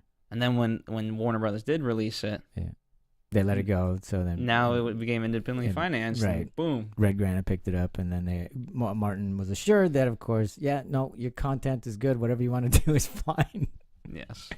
And then he came back on Which board. Is definitely evident on the screen. Yeah, clearly. I mean, they certainly made the movie they wanted to make. They've been very clear about this, that they didn't want to, have anybody's hands on it other than theirs, and they got what they wanted, which is good for them. I mean, if you're gonna make a movie, wouldn't you want that? So. Let's talk about. You want to talk about Terrence Winter? Yeah, let's bring him because obviously Martin. Go ahead. Well, I was just gonna say. I mean, what a fantastic screenwriter, or both of TV and film. Boardwalk Empire, for those who don't know. Among his recent works. Yeah, exactly. I mean, that's and Boardwalk Empire, historical drama. Very close examination of. I don't know if you could call it a dark time in American history, perhaps. But yeah, he was the one who said like this feels too funny not to be narrated. Yeah, I don't know how you. I mean, I look at it now and I go, how would you have considered it any other way? It's so over the top and it's excess. You kind of, how do you not be funny about it? Yeah. How could anybody take it? And he does a good job of embellishing, truth and kind of, as we said, glorifying and making it really interesting to watch, even though it's really, really nitty gritty. I'm opening. We have an eye, sort of a nostril, 2 teeth. One of the teeth has a small cavity. Close call, folks, but I think we got here just in time. Presented by Maria Menounos and Kevin Undergaro. This is Anatomy of a Movie. In-depth discussions and breakdowns of various movie titles. And now that you've seen the movie, let the dissection begin. Yes. Well, welcome everybody. Thank you for joining us for another Anatomy of a Movie. And we got Wolf of Wall Street edition. I'm John Comerford. I'm joined in studio by Marissa Serafini Hello. and Phil Svitek. Welcome, welcome. And in the booth is Stephen Lemieux. Hey guys. Thank you, Stephen. Okay, so Wolf of Wall Street. Let's get to overall thoughts. What is it? The Wolf of Wall Street? Is it more? What did the wolf or the fox say? What? This was amazing. It was amazing. Okay. It was And amazing. Not for the just the obvious reasons for you. We'll talk about this more in controversy. Yeah. Was it satire? Was Or it is it glorifying? glorifying? I thought it blended nicely. Mm-hmm. Luckily, it's not letting me want to do drugs, but it does. In some sense, it does glorify them. Oh, in a sense, I mean, come on, it does. But go ahead. I thought it was interesting how they portrayed the Wall Street kind of side, even Right. though at the beginning mostly it was like the lifestyle in Wall Street and how Sure. they conduct business, but like how even their workflow conducted their lives, and I thought that was interesting how they portrayed that. Well, I thought there was so much of this movie to like, and at 3 hours, there was so much of it I didn't need. So Well, we'll talk about it was that quite soon. uneven for me, but truly enjoyable. I mean, segments and sequences. I mean, just a lot of fun. And others, I'm just going, what are they doing? Well, before we get into this movie specifically, we've done a few movies now for Anatomy of a Movie, and I want to talk about real fast The Growing Trend. Right. This movie is based off of true events. Yep. A You know, memoir by Jordan Belfort. Yes, Jordan Belfort's life. And, we've done Dallas Buyers Club. We've done American Hustle. We've done Saving Mr. Banks. We've done Captain Phillips. We've done Rush. We've done Nebraska? No. Nebraska's original. 12 Years a Slave. 12 Years a Slave. Yeah. Inside Louis Day. Yeah, that's an original. Yeah? Yeah, I know it's it's not kinda- based on anybody in Fair enough. particular. Um, But the point is made. The growing trend is That... I bring up these movies specifically because they're the ones that are kind of now with award season. They're getting the nods. So the argument is, or the discussion would be, okay, is Hollywood making more movies? Obviously they are. They're making more movies that already have audiences going in because nobody wants to take the big bet on an original thing. They want to know that there's an audience set up for it already before they put And what I money like on it. is that, what I love about this movie is that real life is already so interesting. And when you can examine it and look at it and, perhaps insert some humor to it, it can make for great viewing. I agree, and it gives, because the audience we go to movies to escape from reality, but watching other people's lives and kind of their biography on screen, that voyeuristic viewpoint. So it was Terrence's idea, or he's the one that said, let's make this into a... He said Goodfellas, right? He wanted to write it like Goodfellas. Yeah, he With the wanted in that vein narration of... and- He said after reading the book that you just have to have this Yeah. in there. In fact, if I'm read correctly, most of Leo's musings or narration to the audience is taken right from the book, if I'm not mistaken. Yeah. Yeah. And there's some stuff that they did alter. For example, right, he was explaining IPOs. Right. Right, so initially I think that, they made it very scientific in that sense. Exactly. And then somebody said, they altered it. IPOs are... You just need to know we made $26 million. exactly. That's true, too, because, that kind of... Who cares? It doesn't really matter. And that was like perfect timing, because me watching that, I see numbers. Just me as a person, I see numbers and like my brain automatically Shut shuts down. off. And during that whole speech in his inner monologue, I'm like, yeah, numbers, I don't care. And then he cuts it with that funny line. I'm like, oh yeah, he totally gets the audience. It, like his inner monologue really speaks to the audience and adds humor to it. But what I love is, just going off of that central idea that this is all about Jordan's story, and it's going to kind of more or less be from his perspective, right? Even just visually and all that. And I like that. I mean, for me, when he hulks up with the spinach or his cocaine and he to uses save Jonah Hill's character, Yeah, exactly. again, just visually, that was all about Jordan. And the few times that they did break were obviously very funny and very strategic. Him making with Emma. Yeah. Is he gonna make out with me? Yeah. And then reverse. Yeah, exactly. So is that the only time they break the narration? Have somebody else say it? Because that was great. I believe. And so. then that when was he was talking to John DePardo's character, the Swiss bank account. Oh, and every he, once in a while they did that. yeah, Okay. are you gonna fuck me over or something like Yeah. that? So That it is was true. a few people. Yeah. Okay. That was great. I loved all the voices in this movie because we got mostly Jordan's point of view, but then we kind of got into the minds of a little people's here and there too, which really added to it. I mean, that's what amazes me about this, right? Again, people talk about the controversy, but Marty made the decision. We're gonna write these characters true to who they are, not to story. We're not gonna, you, John, as a script doctor, you can talk about what the script's supposed to be, and we'll talk about how, this could have been a cat and mouse game, but they chose not to do that. We're gonna stick to how they are in real life, and we're gonna show their essence. And yes, for example, Jonah Hill's character is obviously a few people condensed, but at the end of the day, this is how they would act, and you know what? They are unfortunately despicable, and this is who they are. Yeah. I think more than anything, they just went, look, let's not worry so much about the story. The story's there. I mean, it doesn't change because we're following the chronicle of this book. But I think that's the word. They chronicled what these people are rather than try to fit them into a story. They just said, let's just show them the way they are and let it unfold the way it does. Because normally you would have your antagonist, the FBI guy, come in sooner, and then you'd have this cat and mouse life.